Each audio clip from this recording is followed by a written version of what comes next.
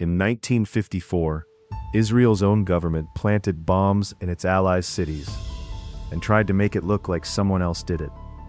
This is the operation that destroyed careers, brought down a prime minister, and stayed hidden for 30 years.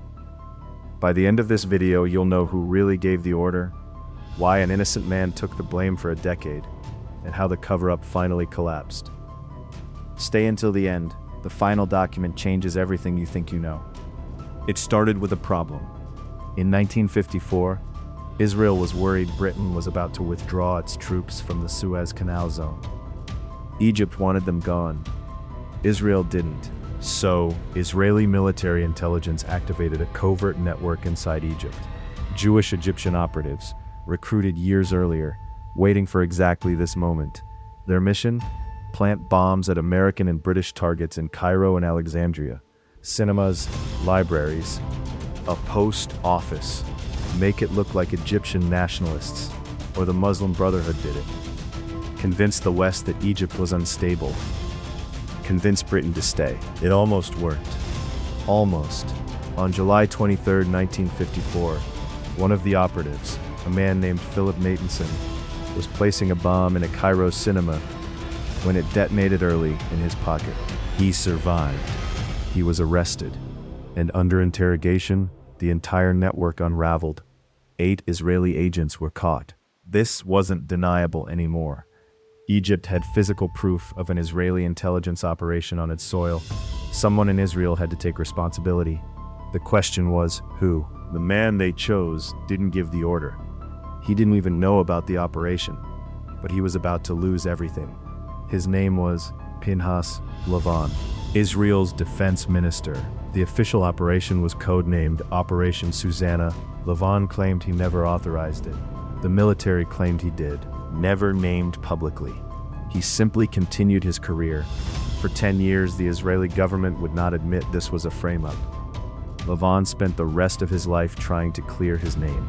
In 1960, new evidence finally forced Israel to investigate properly. A commission concluded Lavon had not given the order. He was cleared, but by then it didn't matter. The damage to his career was permanent, and the political fallout was just getting started. Prime Minister Ben-Gurion refused to accept the commission's findings. He believed Lavon was still guilty. Ben-Gurion's own cabinet disagreed with him. But the people who actually committed the bombings, they weren't done yet. The agents convicted for the Cairo bombing served prison time, but not for long. Israel negotiated their release through prisoner exchanges with Egypt over the following years. When they returned home, they weren't treated as an embarrassment. Some were honored. Years later, several surviving operatives were officially recognized by the Israeli government for their service. The men who planted bombs, designed to kill civilians and frame an ally, walked away as national heroes. The man who never gave the order spent his life trying to prove he hadn't. This is the part of the story most people never hear. For decades, the identity of the man who actually authorized the operation remained officially unconfirmed. His name was Avraham Dar, the handler who recruited and ran the network. He was never charged. He continued working in Israeli intelligence for years afterward. The documents confirming the full chain of command stayed classified for over 30 years.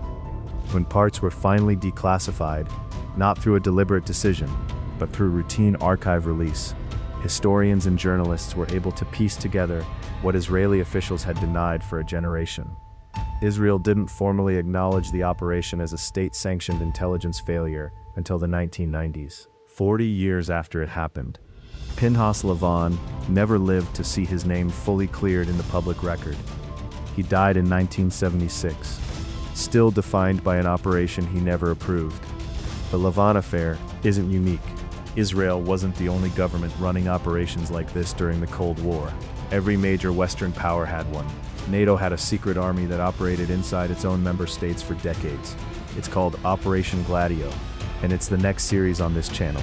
Subscribe so you don't miss it.